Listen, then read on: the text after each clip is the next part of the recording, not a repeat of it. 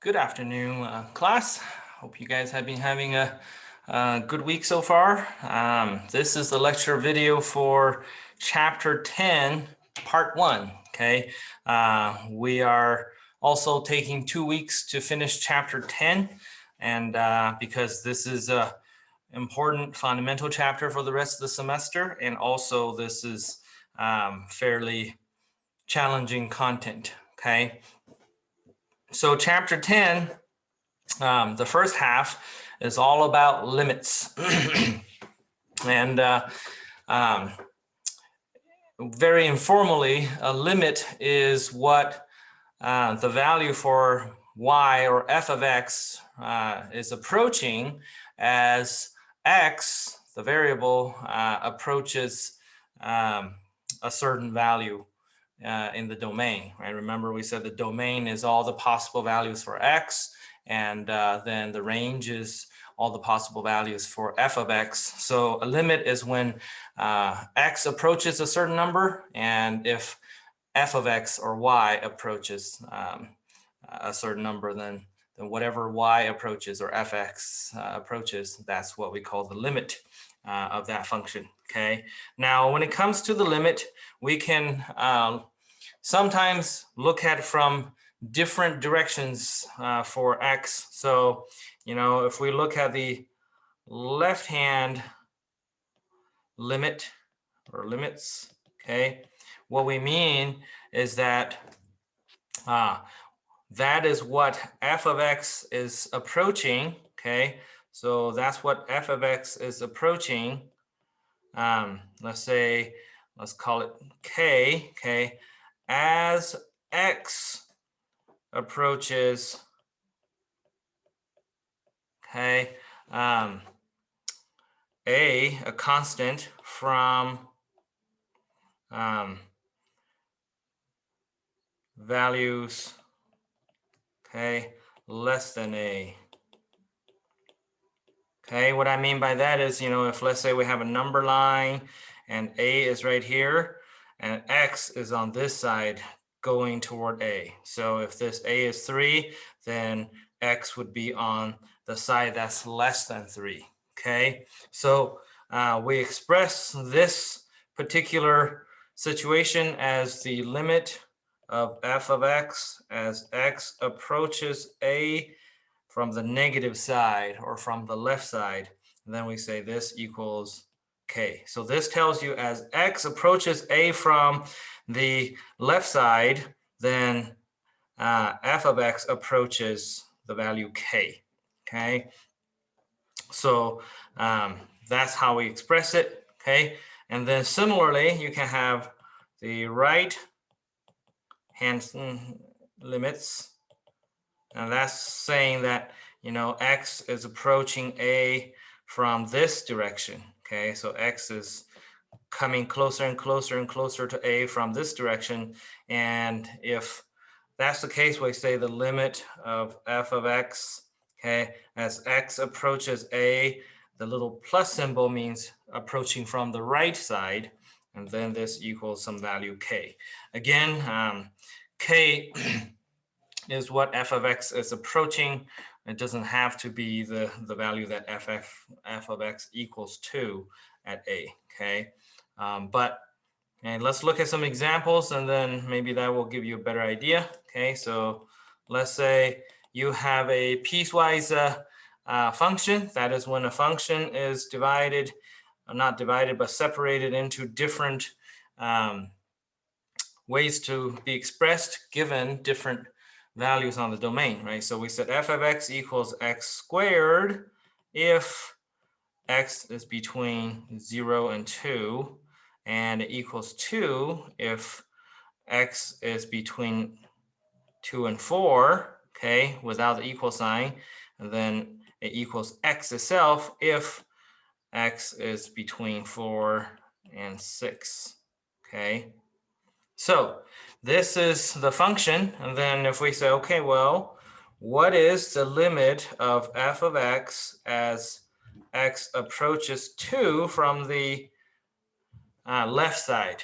Okay, well, so if x approaches 2 from the left side, that means x values have to be less than 2. So then that means it falls under this category.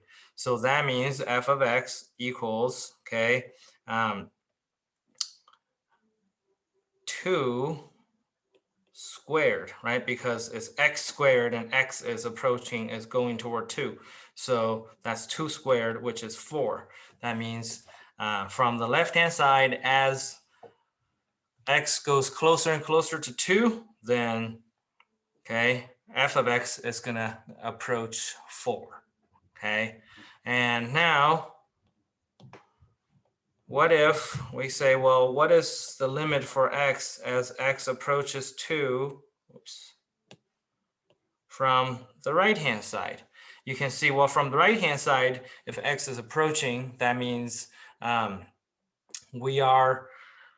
x has values that are getting closer and closer to 2, but are bigger than 2, right? Because it's going from the side that's higher than 2 down or lower toward 2. So that means x falls in this category. We're getting closer and closer to 2 from the side that's bigger than 2. So that means f of x equals 2, because that's a constant right here.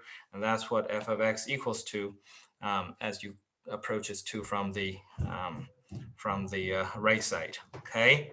And then finally, what is the limit of f of x if x is approaching 4 from the left-hand side?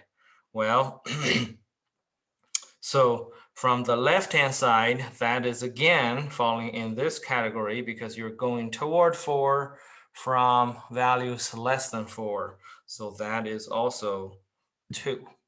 Okay, and now if we were to say, okay, one more, okay, the limit of f of x as x approaches 4 from the right-hand side, then that would fall into this category, and then that would just be f of x will approach x itself, so which is 4, right? Because x is getting infinitely close to 4. Okay, so that's kind of the basic idea of having left hand versus right hand limits. Okay, and now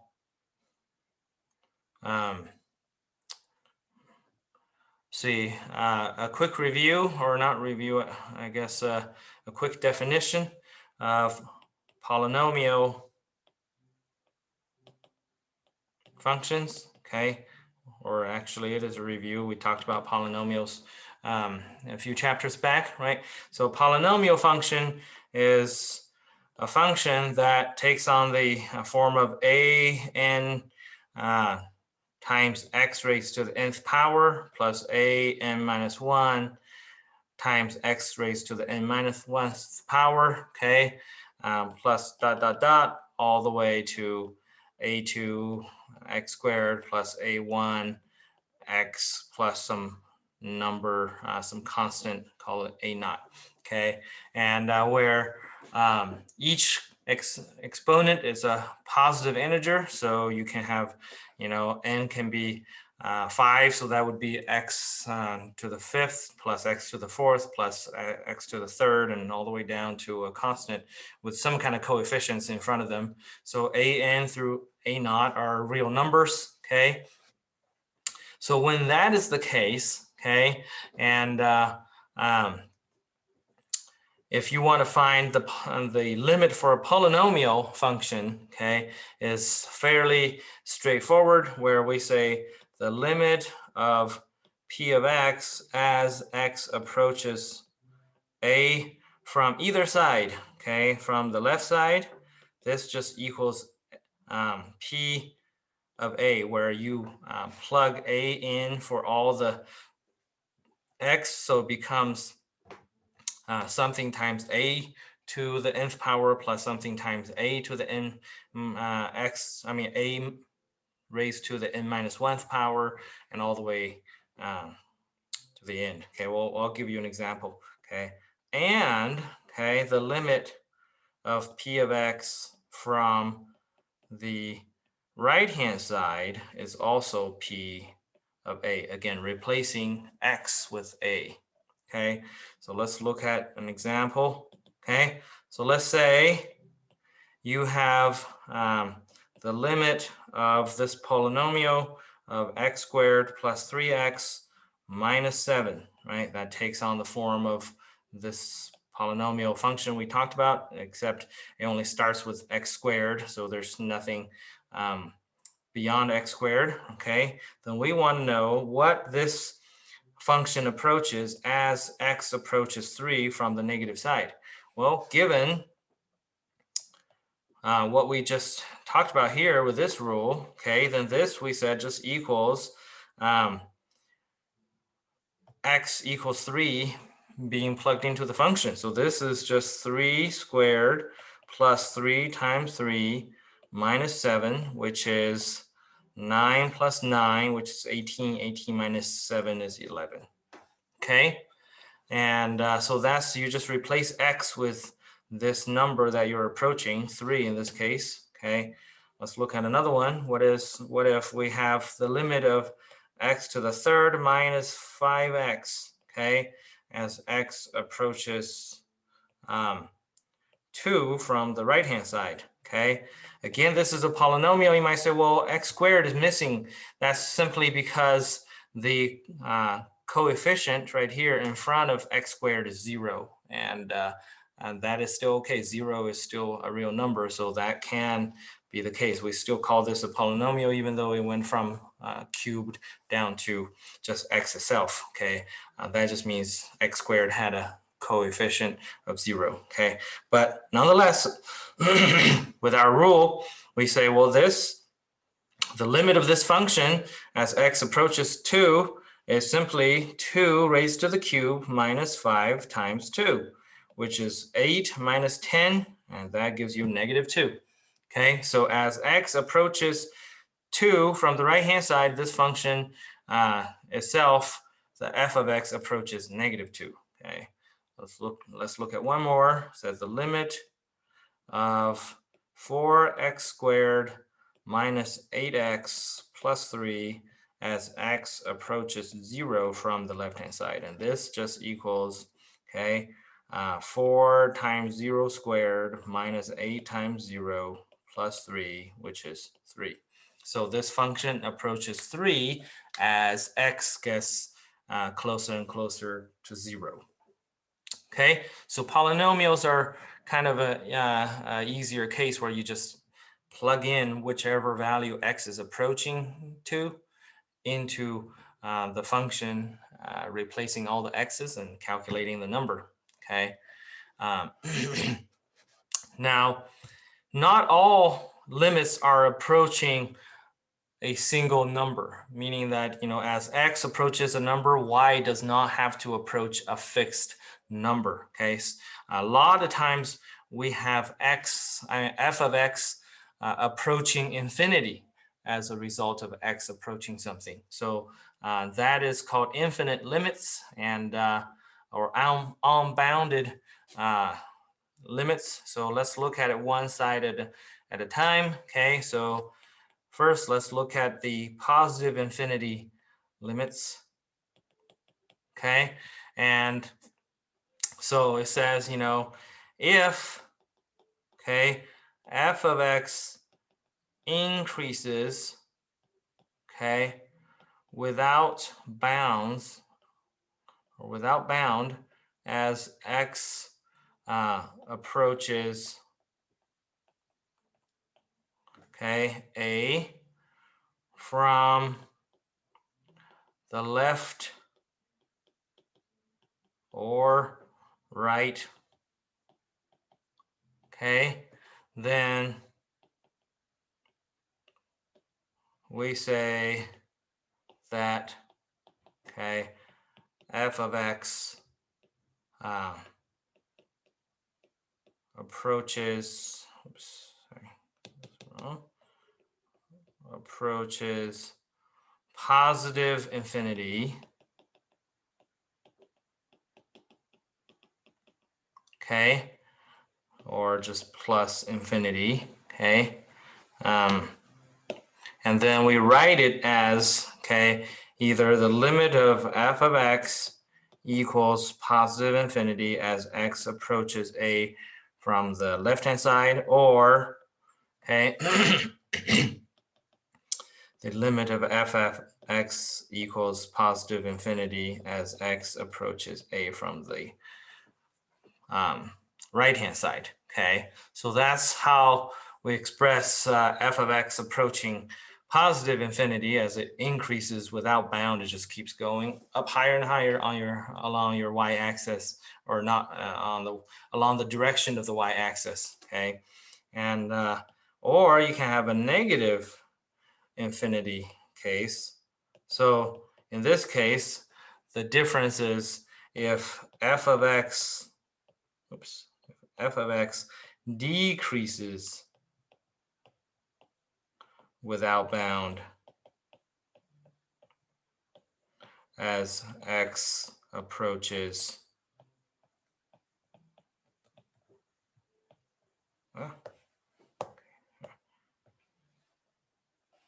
a, okay, again from either direction, and then we say f of x, okay, approaches negative infinity. Okay, so we write that as the limit of f of x equals negative infinity as x approaches a from the left side, or, okay, the limit of f of x is negative infinity as x approaches a from the positive side. But that's how you write that. Okay, so now the way to look at it, okay, is okay, or I mean, the way to determine this usually is that you have some kind of a rational function where you have one function divided by another function, and then the denominator approaches 0 while the numerator is either a positive or a negative number. Okay, if that's the case, then you will have a positive number divided by something that's infinitely close to 0 but not 0, right? Because if x actually equals 0, then the whole thing is undefined. But since it is, in this case, limits mean that x never reaches or the denominator never reaches 0, so it is defined. And if a number in the numerator is divided by an infinitely small number in the denominator, then that gives you infinity, right? So let's look at a couple of examples. Okay, so let's say you have the limit of x plus 5 and over x plus 3 as x approaches negative 3 from the left-hand side. Okay, so this then you can see equals, okay, so here again, it is approaching, okay, 0, not quite 0, but it's approaching 0, okay, and on the numerator, you're going to be approaching the number 2. So 2 divided by an infinitely small number, but not 0, because we don't actually get to 0, because in the limit case, x is getting closer and closer to negative 3, but it never touches it, never actually reaches it. So 2 divided by an infinitely small number, that gives you a positive infinity. Okay, similarly, if we have the limit of x approaching negative 3 from the right-hand side, given the same, okay, that is still approaching 2 over approaching 0. Now, this approaching 2 over approaching 0 is not standard mathematical expression. I'm writing it this way just to help you remember it's approaching is not 2 over 0, otherwise it would be undefined, right? So but don't write it like that as some kind of standard mathematical expression. Okay, so again, this is positive infinity, right? So this is usually the case where you see infinity because you have a denominator that's approaching zero, getting infinitely small, while the numerator is approaching another number. All right, so any number divided by an infinitely small number will give you infinity, right? Positive or negative, depending on the sign of the numerator. Okay, let's look at another example. Okay, so let's say, well, what about, okay, the limit of, okay, square root of 64 plus x divided by x as x approaches 0 from the left-hand side. Okay, now hopefully you've learned, well, this is, okay, really the square root of 64 over something that's almost 0. Okay, so that gives you positive, well, let's see. Oh, sorry, let me think. Yeah, so that gives you a negative infinity because here on the bottom, x is approaching 0 from the negative side. So that gives you a small negative number, right? It's an infinitely small negative number. So as a result, okay, then this is the square root of 64 divided by some small negative number, so it gives you negative infinity. And that reminds me, up here I need to double check. Okay, so yeah, so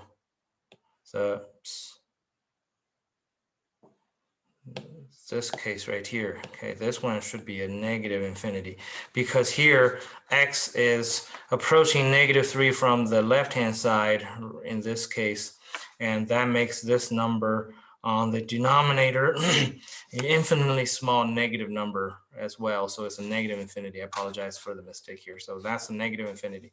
And over here, this is positive infinity because the denominator x plus 3 is an infinitely small positive number. Okay, so keep that in mind as you work on these questions so you don't miss it. Okay, so in this example, since x is approaching from the left-hand side right here, okay, and that means the denominator is approaching 0 as a negative number. Okay, so then you get a negative infinity. Okay, because it's a small negative number, but never getting there.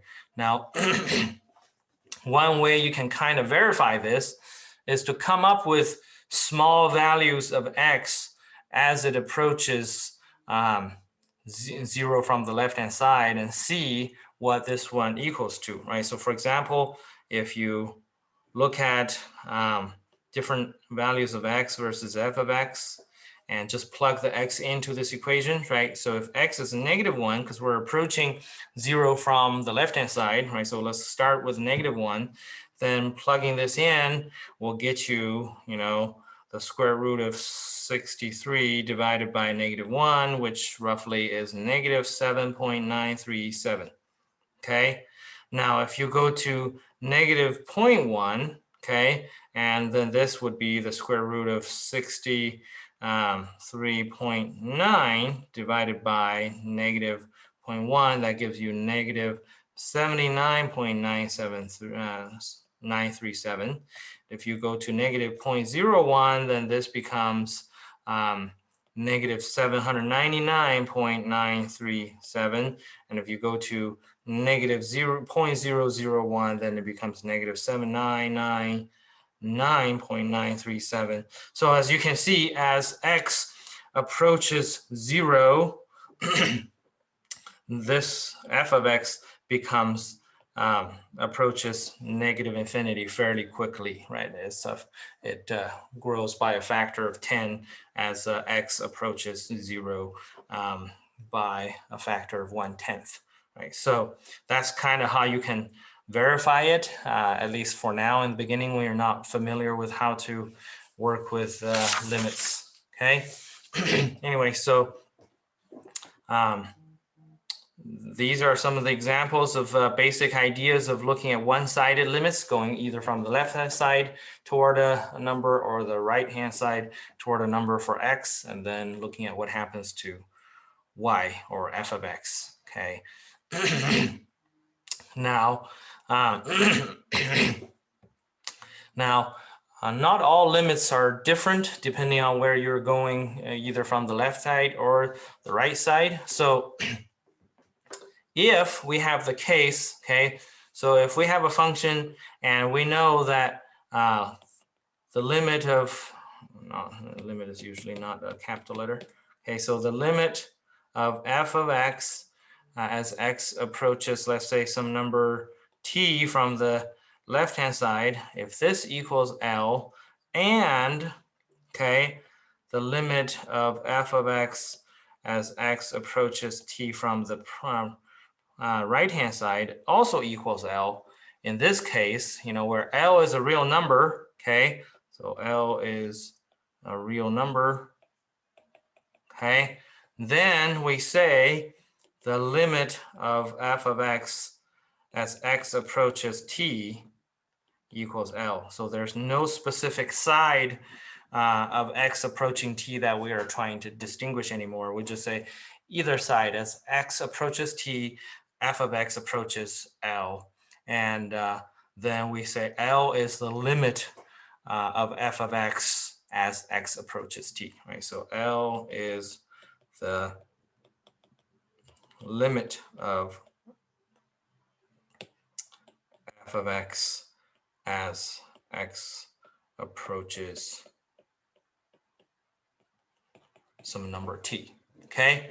So now to determine, okay, if the limit exists, okay, and we say, well, if as x approaches t from both directions, okay, f of x approaches L, then we know exists.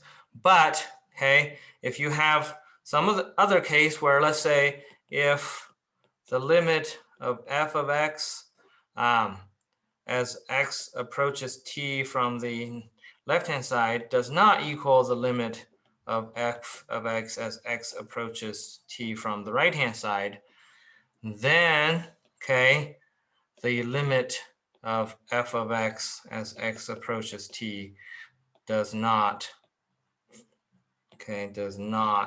exist. Okay, so they have to equal the same thing when x goes towards t from both directions, or, okay, if the limit of f of x as x approaches t is positive infinity or, okay, negative infinity, then we say the limit of f of x as x approaches t also does not exist. Okay, so the limit only exists if as x approaches a specific number from either direction, y approaches a single real number, then that limit exists. Otherwise, it doesn't exist. Okay. All right. So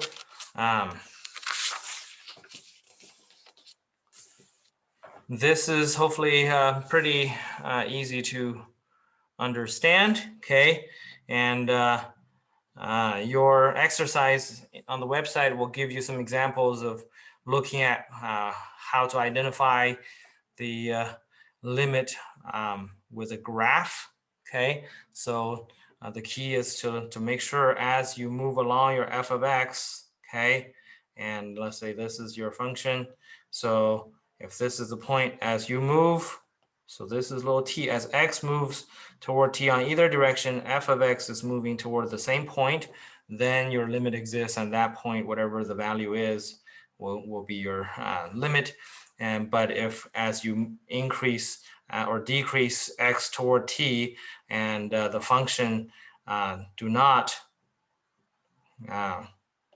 agree, right? So if you have a function that goes like this at t, okay, so this is t, then you do not have a limit in that case, because as x approaches t from this direction, f of x approaches here, but as x approaches t from that direction, f of x approaches to this point right here. So they do not equal. In that case, there's no limit, right? So I'm not going to emphasize on that. I want you to focus on finding limits algebraically, meaning that somehow you have to work with algebra to figure out the limit, right? So let's look at some examples. Okay, so first let's say you have the limit of 10 times x squared minus 4 divided by x minus 2 as x approaches 2. Excuse me. So here, clearly, you cannot simply just plug this in and find the answer, because if you plug it in, you can see, well, sure, on the bottom is 2 minus 2, which is 0. But then on the top is 10 times 2 squared minus 4, which also equals 0. So you'll have 0 over 0 if you simply plug x in, and that is totally undefined, and you cannot find this this limit in this with this method, right? It's no longer simply plugging x in anymore. So to find this limit and see if it exists or not, we need to somehow manipulate this function, right? Right here, this is the function, and manipulate it in a way where we can actually plug x equals 2 in and get some kind of number, or get a clear picture that is undefined, or to make it happen. So one way to do this is to look at this and say, hey, x squared minus 4 looks kind of similar to what would happen if I had x minus 2 squared, right? So let's expand this. X minus 2 squared equals x squared, okay, minus 4x plus 4, right? So, well, so if I try to somehow, okay, change the top right here into this format, and then I can change the top into this format, whereas x minus 2 squared, and then I can divide it by x minus 2, and then, you know, cancel this square out and get rid of the numerator, get rid of the denominator somehow, right? So that's the kind of manipulation you need to think about.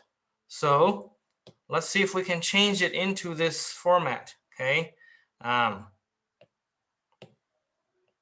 Okay, so we say, okay, well, this equals the limit of x approaches 2 as, okay, 10, okay, times, well, okay, x, let's just write this out and then see how we can change it. So we can have x squared, okay, minus 4x plus 4.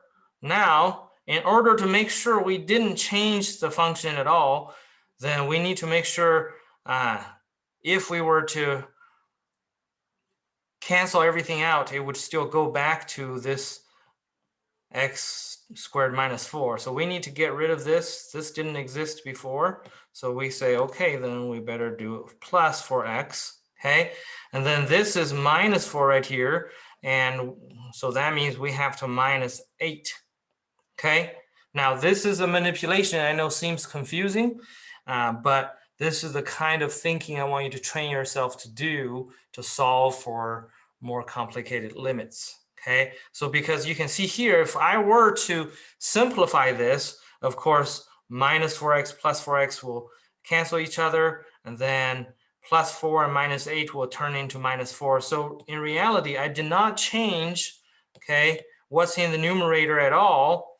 But I did make it in a way where I can manipulate it, right? So let's stay here, and then I'll show you where I'm going with this, right? So then this becomes 10 times x squared minus 4x plus 4, okay, plus 10 times 4x minus 8, right? Because I simply multiplied 10 in and separated the above function into these two different parts, right? Everybody with me so far? So then I just multiplied 10 to each parentheses, and then I still keep x minus 2, okay? Now this then equals the limit of x approaches 2 as 10. We already know this term right here is x minus 2 squared, right? So let's leave it like that.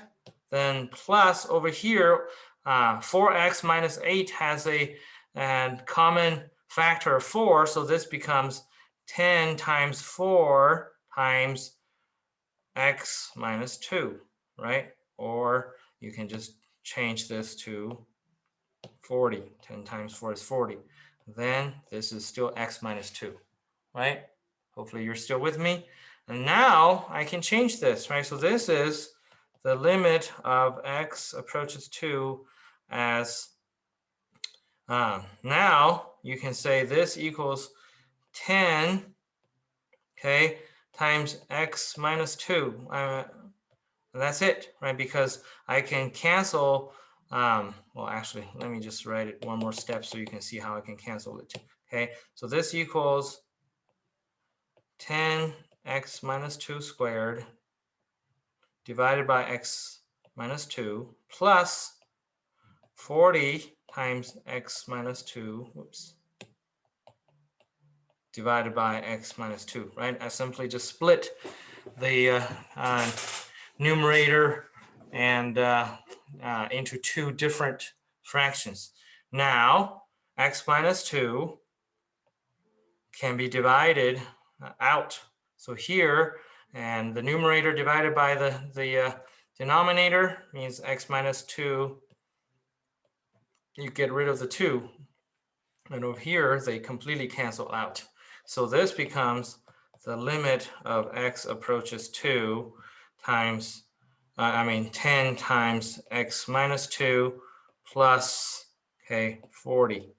And then you can say, well, that just equals 10 times 2 minus 2 plus 40, which is 40. Okay, so here, of course, in this step, when we canceled x minus 2, it's because we know x is approaching 2 but never reaching 2, so the denominator is never 0, so that's why you can cancel them out.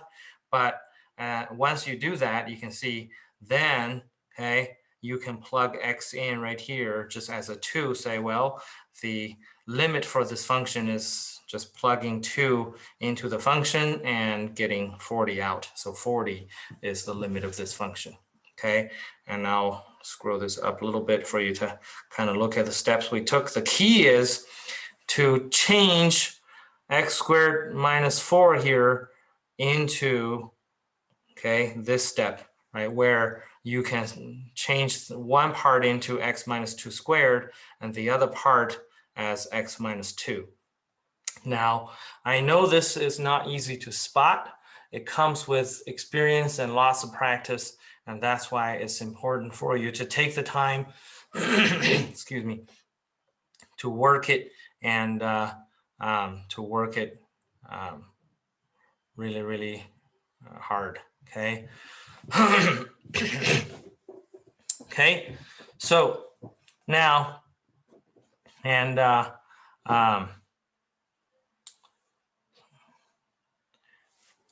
let's look at another example, right? Okay, so this one says find the limit of x to the cube minus 125 divided by x minus 5 cubed, okay? as x approaches 5. So again, if you do the math, okay, if you simply plug x equals 5 in, you get 0 over 0. Clearly, that's not going to help you. So you got to figure out how to change that. And let's try the same approach we did in the previous example and see if that helps. Okay, so that means we need to somehow change the numerator. So x cubed minus 125 looks kind of similar to x minus 5 cubed. So let's look at how that works, right? So x minus 5 cubed equals x cubed, okay, minus 15 x squared plus 75x minus 125. Okay, so you can see, oh, these two terms in the numerator do exist in the denominator. So let's kind of manipulate this a little bit, right? So this, then we says, okay, equals, no need to change the denominator yet, but the numerator, we said, okay, this equals x squared. Okay, let's just copy this whole thing over and see what we need to do to change it. So this is x, sorry, not square, x cubed, say minus 15x squared plus 75x minus 125. And you can see these two terms did not exist before. So to make sure our numerator was not altered in any way, we need to cancel those terms out. Oops.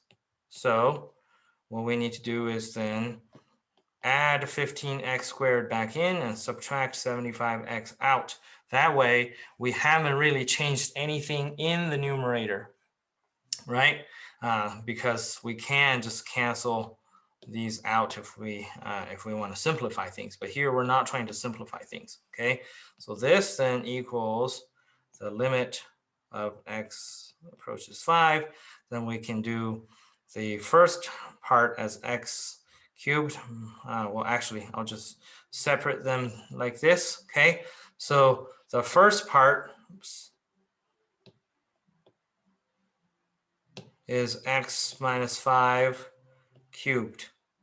Plus, over here, let's pull the 15x out because 15x is a common factor in the second parentheses. So this is 15x times then x minus 5, right? So then you have x minus 5 cubed down here. Okay, now we can change that to, again, separating the two terms as x minus 5 cubed and x minus 5 cubed, okay? And that's a little bit too long. Plus, okay, 15x minus 5 over x minus 5 cubed. Okay, so the first term, they cancel each other. That equals 1. Okay, and the second term, you cancel the numerator, and then down here, instead of cubed, it becomes squared, right? So this equals then the limit of x approaches 5 and becomes 1 plus 15 divided by x minus 5 squared. Okay. Now, well, as you can see here, okay, oh, not 15, 15x, okay, so 15x. And now you can see that here, okay, as x is approaching 5, now we can actually work with it, right? Because it doesn't matter which direction it's approaching 5, here with a square term, then we know it's going to be a extremely small positive number, right? Because if it's approaching from the left-hand side, and once you square it, it's a positive number. If it's approaching from the right-hand side, then it is already a small positive number. You square it, it's still a small positive number. And then up here, okay, in the numerator, then this is becoming, so this is just 1 plus, okay, 15 times, okay, 5 divided by some small number approaching 0, not quite 0, but approaching 0, and that is 1 plus. So a positive number divided by almost 0 gives you positive infinity. 1 plus positive infinity is still positive infinity.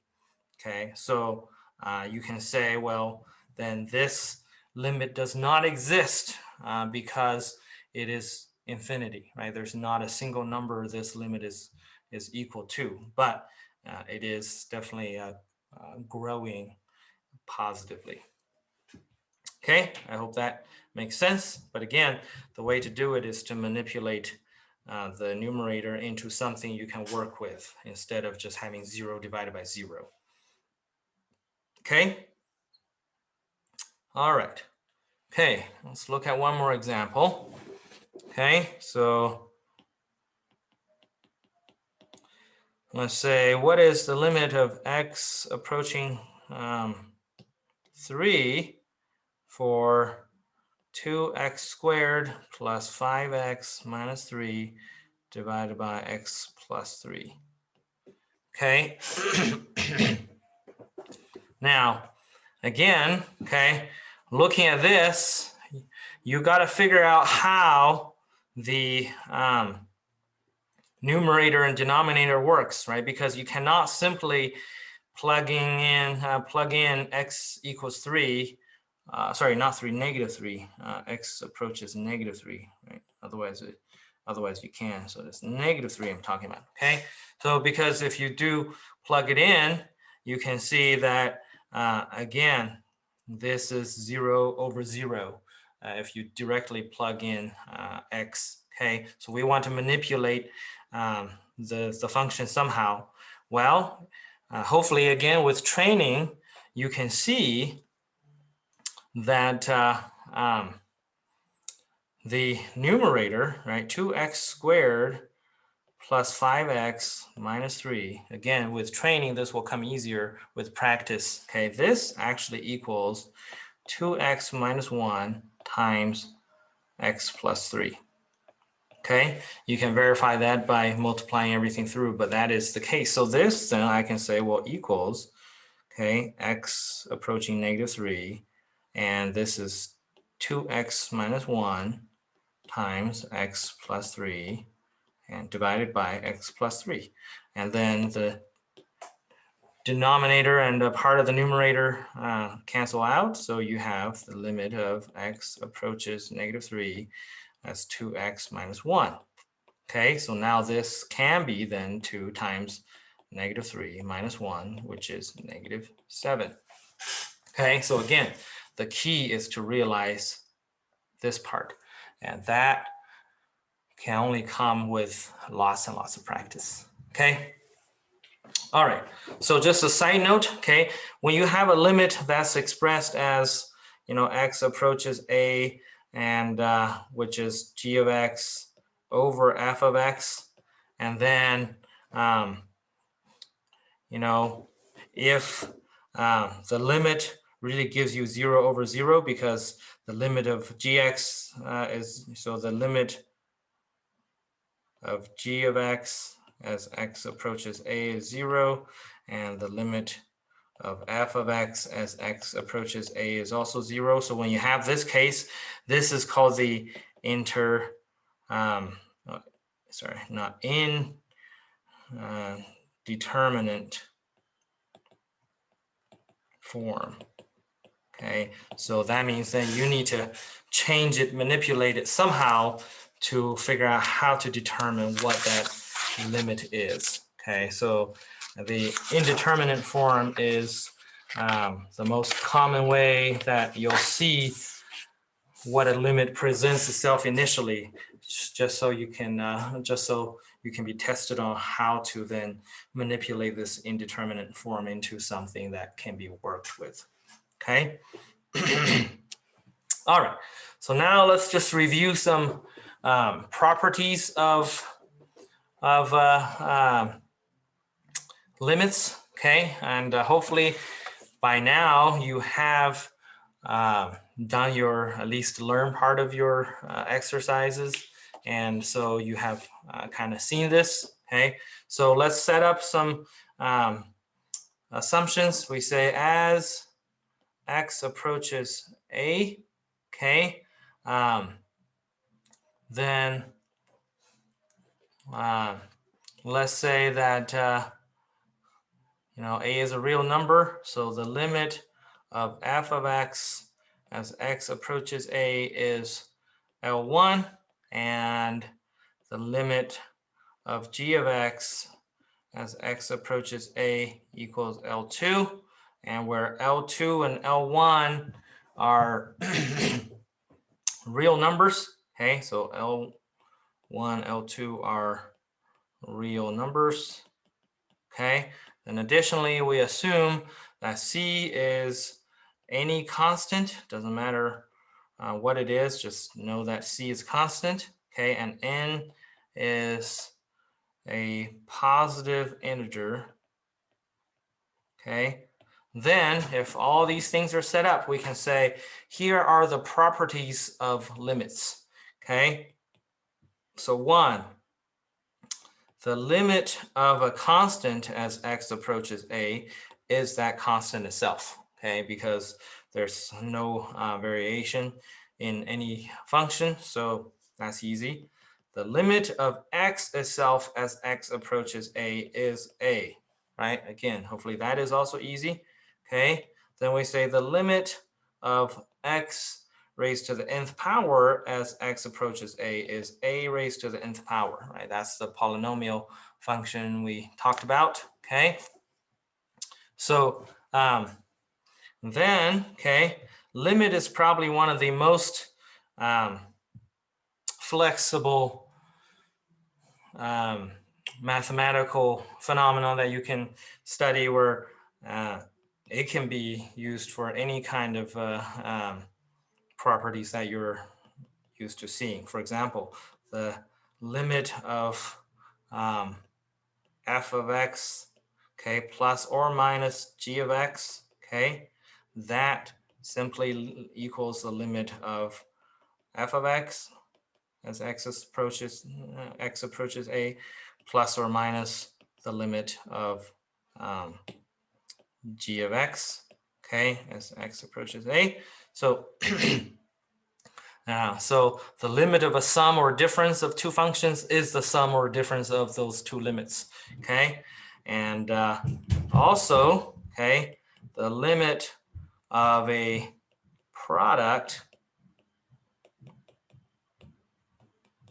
okay, is the product of the limits.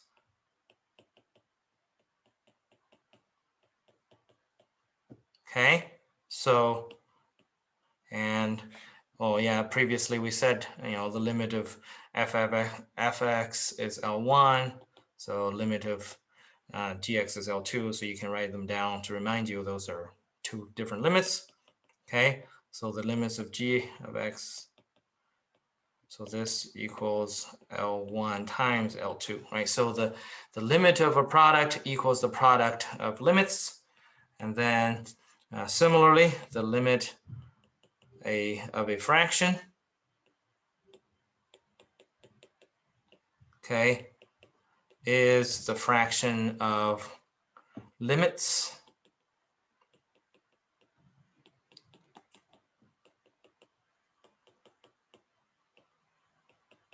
Okay, or L1 over L2. So if you already know what L1, L2 are, then you can simply plug those in without having to calculate them.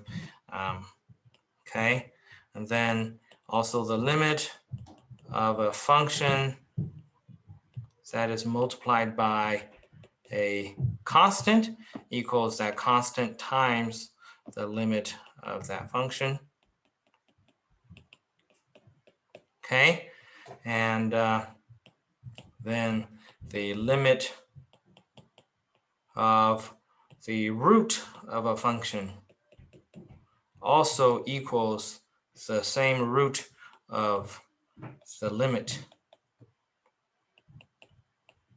Okay, so this is, the nth root of L1, or L1 raised to 1 over nth power, right, if you remember what we talked about previously from a few chapters ago. And then finally, okay, we already said that if P is a polynomial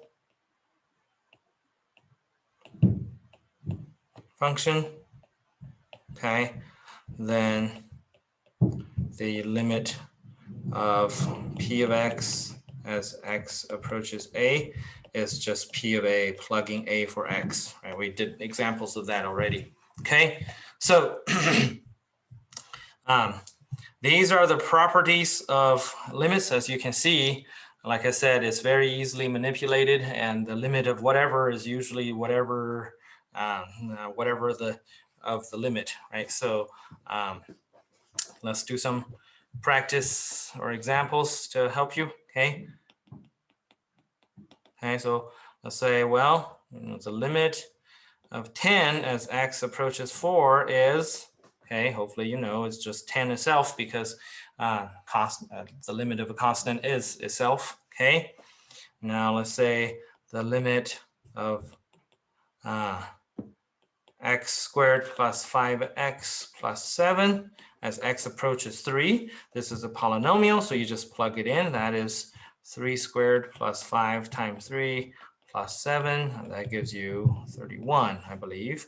Okay, so then the limit of, let's see, the cube root of x minus 3 over x plus 6 as x approaches 2 is, okay, just the cube root of the limit of x minus 3 over, okay, the limit of x plus 6, okay, which is the cube root of, just plugging that in, of -1 over 8, and that is -1/2, okay? So again, these are things that will come with practice, okay? So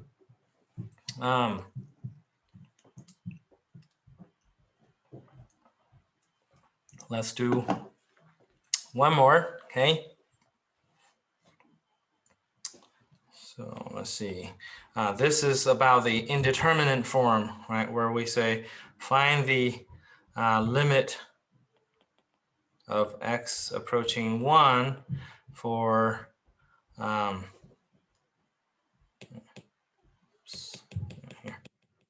say f of x equals x cubed minus 1 over x minus 1, and then find the limit as x approaches 1 for f of x, right?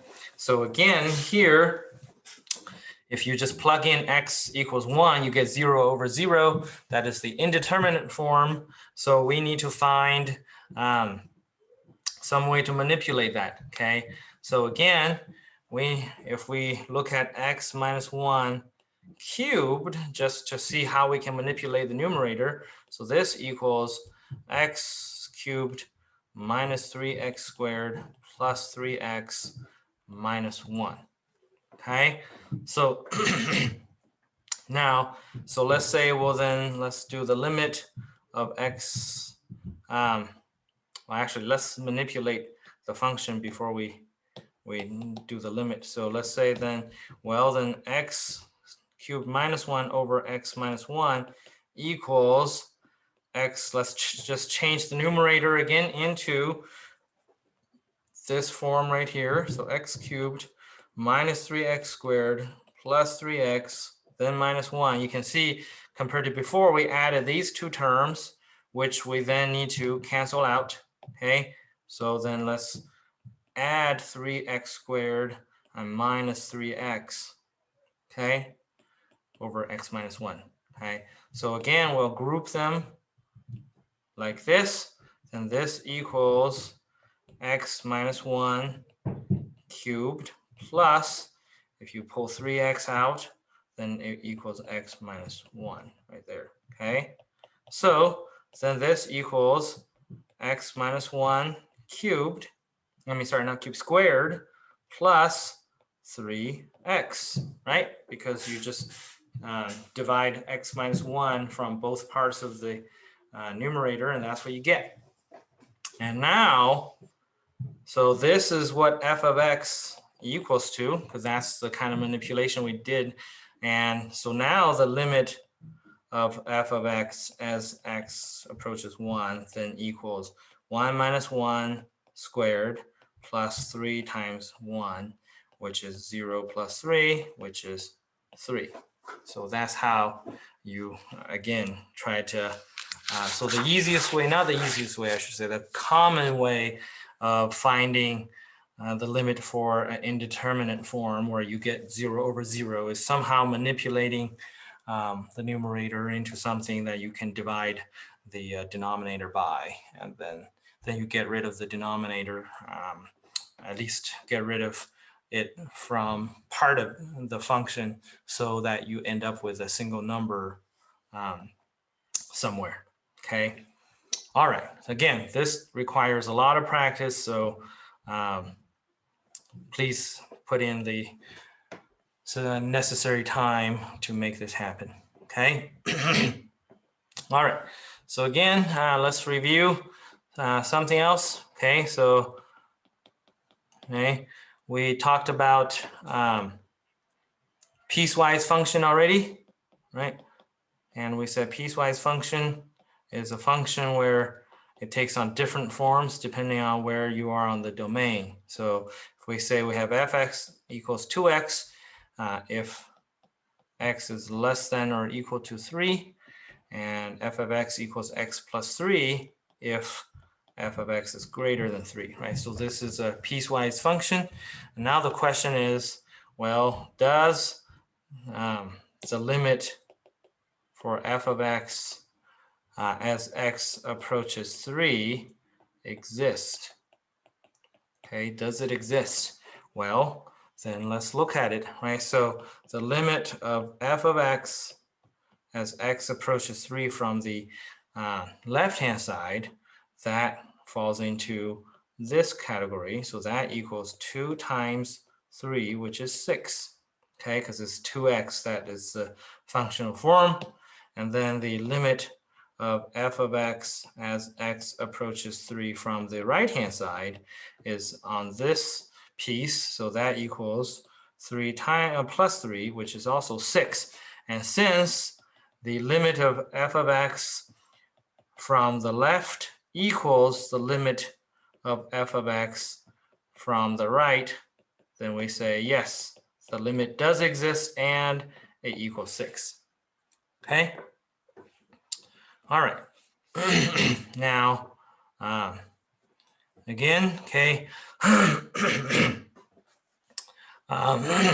Excuse me. So if we look at, okay, a rational function, okay, that is when you have f of x equals p of x divided by q of x, right? So it's the function itself is the quotient or the division of two polynomial functions, right? Where p and q are both polynomials. And this is the most common function that will give you the indeterminate form where you have 0 over 0.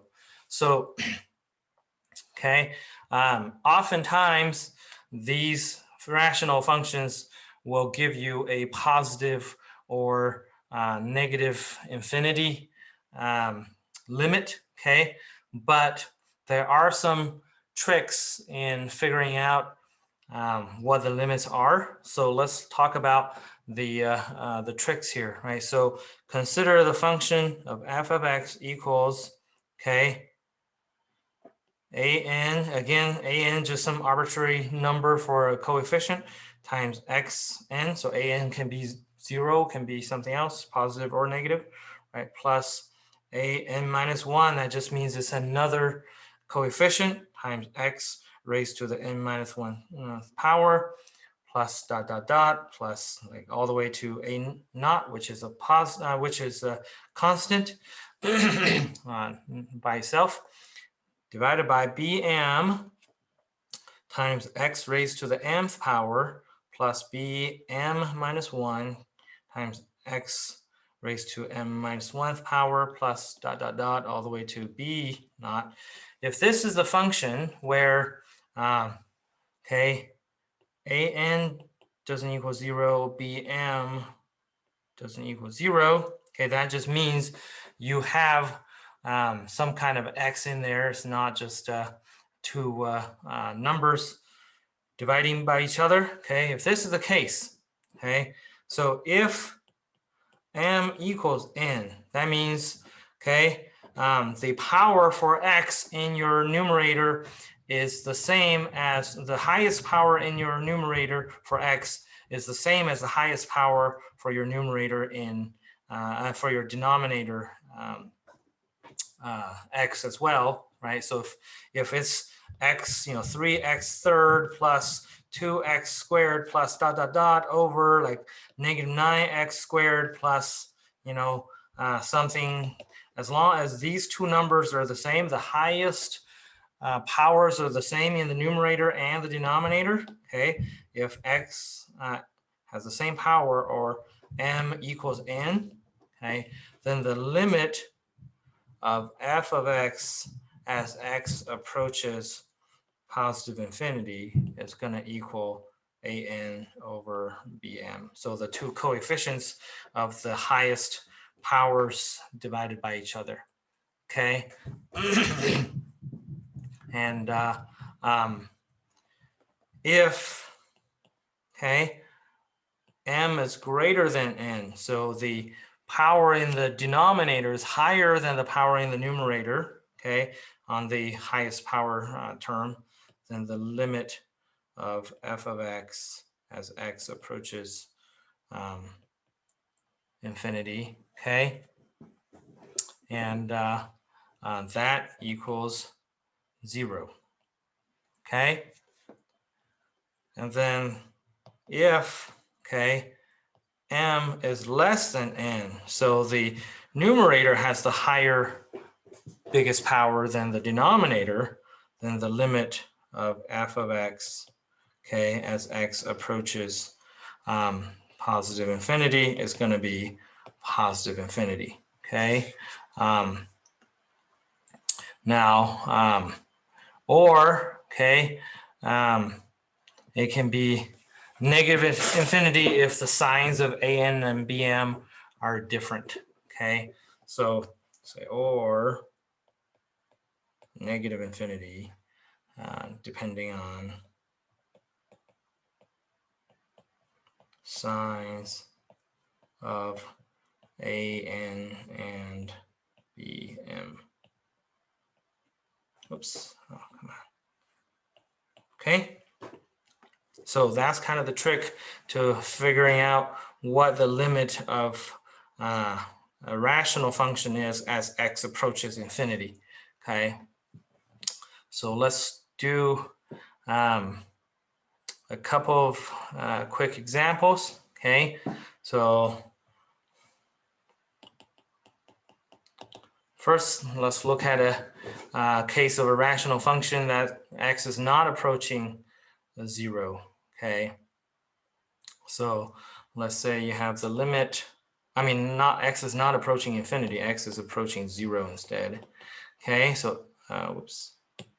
X is approaching 0 from the left-hand side for x divided by negative 2x cubed plus 11x. Okay, well then this just equals the limit of x approaches 0 from the negative side where this is x and down here is negative, or down here is x times negative 2x squared plus 11. Right? Okay, I just pull the x out as a common factor, and then this x and the x on top cancel each other. So you get, this is the limit of x approaching 0 and 1 over negative 2x squared plus 11. And then in this case, you can plug in x as the 0 because the whole denominator and the numerator are now both 0 anymore. So this equals 1 over 11. Okay. All right. Different example, kind of similar idea, x approaching 0 from the right-hand side on 14x cubed plus 15x divided by x, then this equals the limit of x approaching 0 with x times 14x squared plus 15 divided by x. Again, that cancel out, and so this is the limit of 14x squared plus 15. That just equals 14 times 0 squared plus 15, which is 15.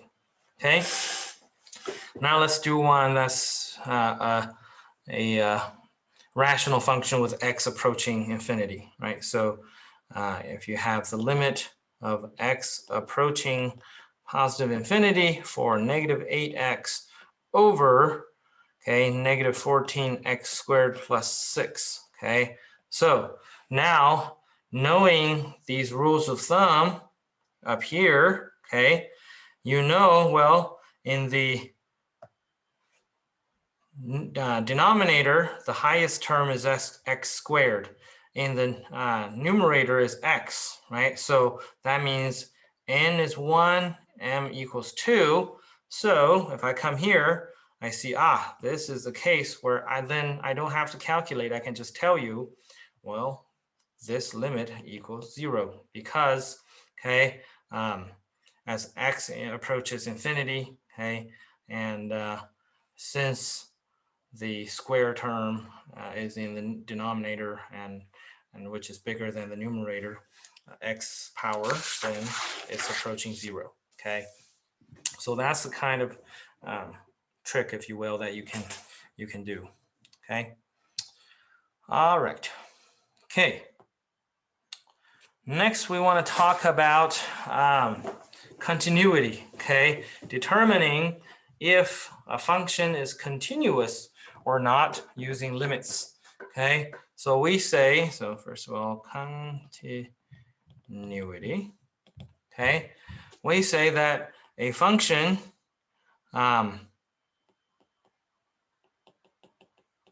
okay, let's say y equals f of x is continuous,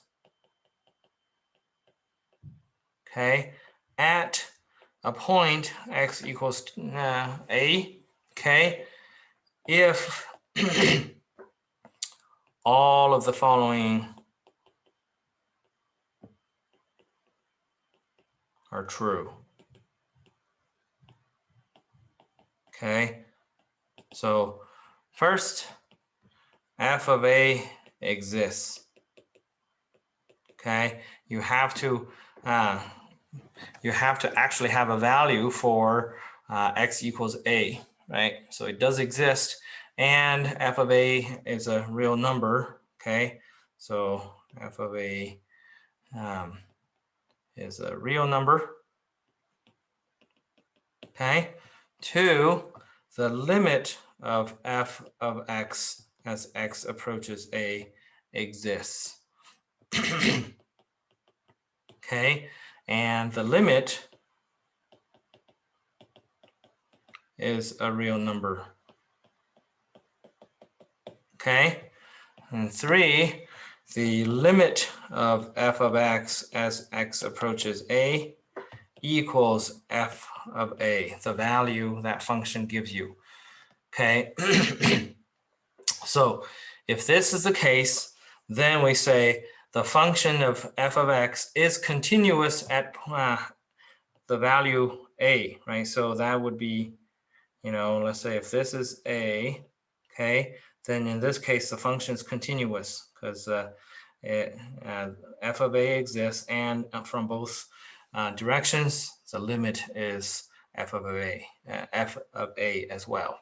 Okay, now if a function fails to satisfy any one of these 3 conditions, then it is not continuous, or we say it's discontinuous. That's when where maybe we said this is a and the function goes something like this, and then there's it doesn't reach the value, then it jumps up here, and then continues to go down like that, right? So whatever the case at this point, the function is not smooth and is not connected. It's not continuous. Okay, so let's look at an example, okay?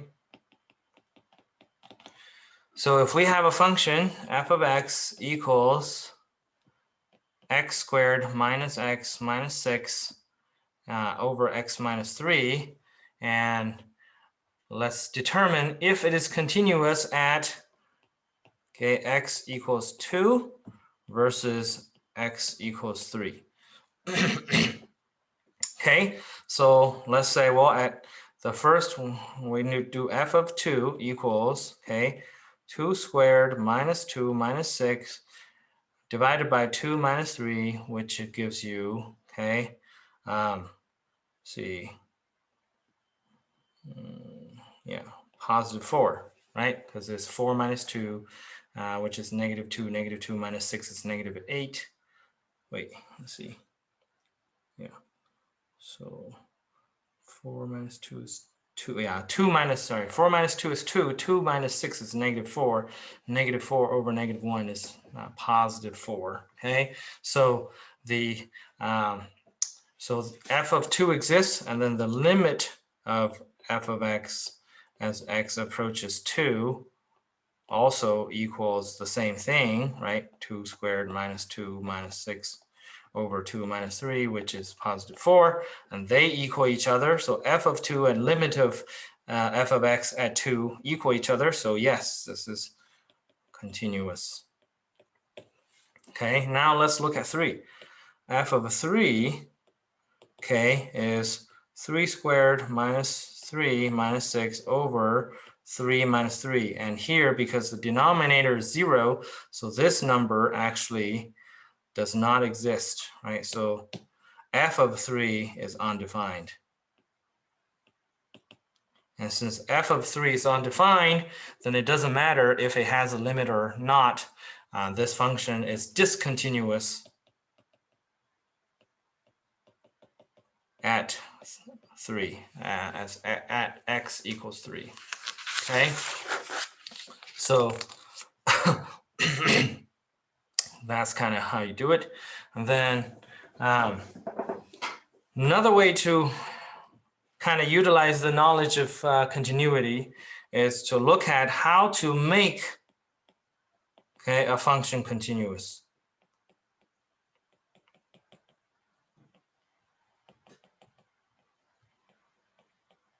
Okay, for example, if I have f of x equals x squared if x is less than 2, and it equals negative 3x plus k some arbitrary number if x is greater than or equal to 2. Now, the question is, what does k have to be to make f of x continuous at 2? At x equals 2. So what is k to make f of x continuous at x equals 2? Okay, well then what we're saying is then in that case, okay, first of all, we know that f of 2 needs to exist and has to equal each other on both ends. So you have to have, okay, so that means 2 squared, okay, needs to equal negative 3 times 2 plus k, right? And then that gives you k equals 10, okay? And also, you can verify in this case of the limit of f of 2 as well, and you can see that in this case the limit of f of 2 in either case also, if as long as k equals 10, then that equals 4. Okay, so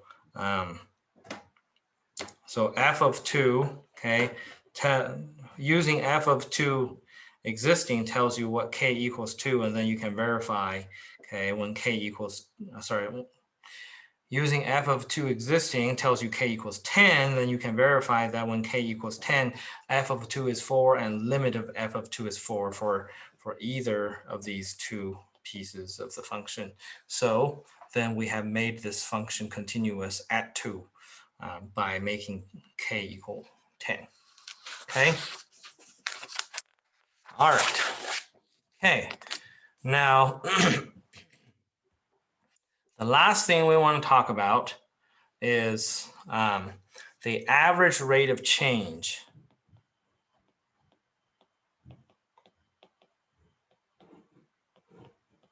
Okay, so this, you'll see next week how we tie all this, limit stuff into what we're really trying to get to, which is derivatives, okay, calculus. Okay. So limits are the bridge from algebra functions to calculus, and it often is difficult and confusing, so that's why you want to do a lot of practice. But one of the key things to understand is the average rate of change.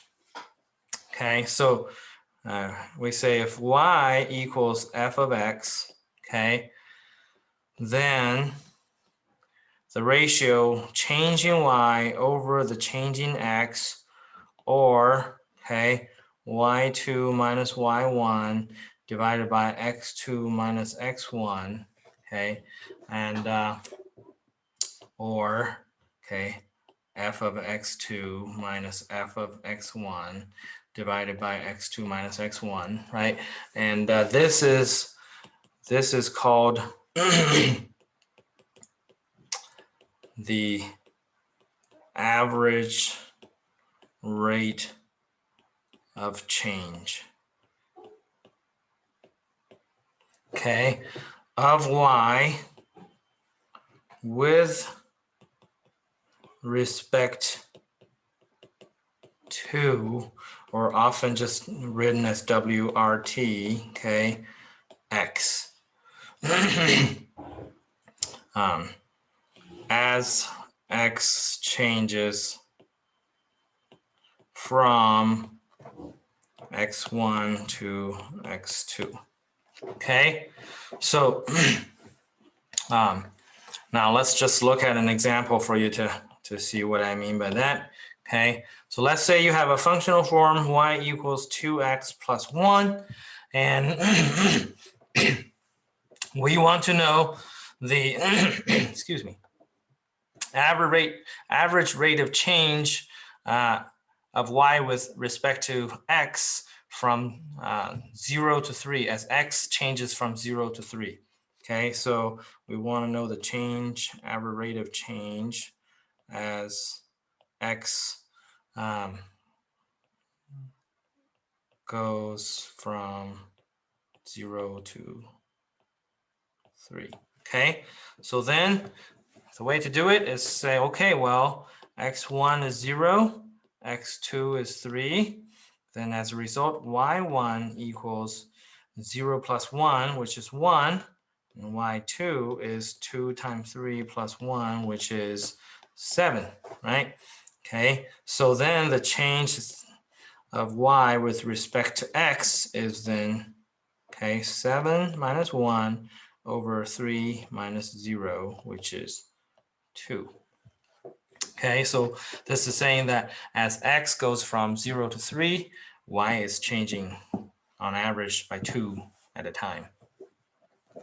Okay, so from 0 to 1, y increases by 2 on average.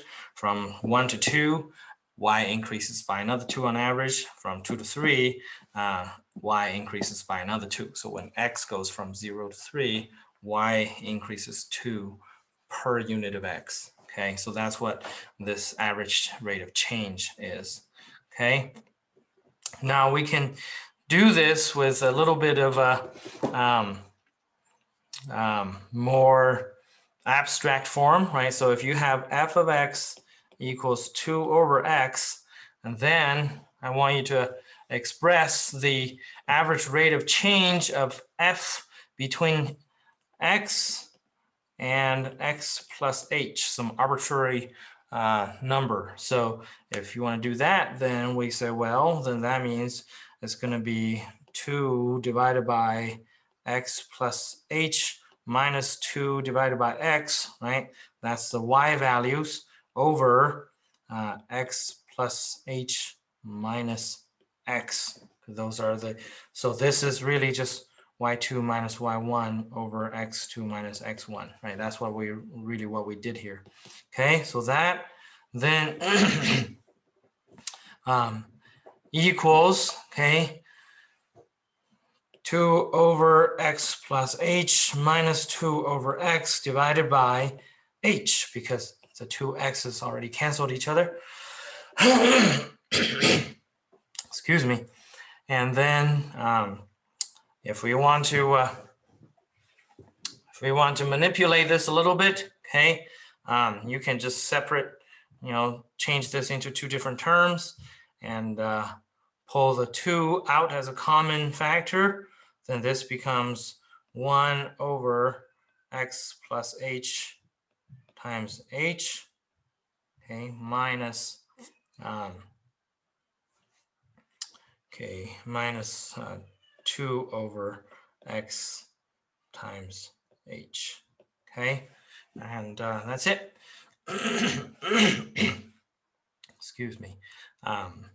So, okay, and that's kind of as simplified as you can get with this very general form of calculating the average rate of change. Now, you're going to have some non-economics examples in your exercise about how to use this, like to calculate the average speed, for example, right? It tells, if an example tells you something travels a certain total distance over an amount of time, then the average speed would be the average rate of change. So you go from, the total distance divided by the total time, that's really the change in y distance divided by the change in time x. That gives you the speed, because distance is speed times time, right? So, or velocity for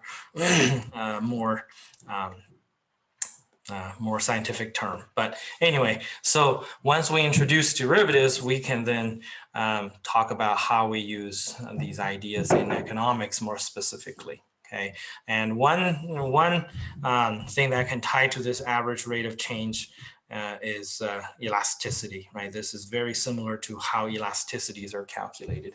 So we can do some examples in class of that. But this is, chapter 10's first half. I hope, again, you have been doing the prep before this video, and please make sure you write down your questions, bring them to class, and I will see you guys on Thursday.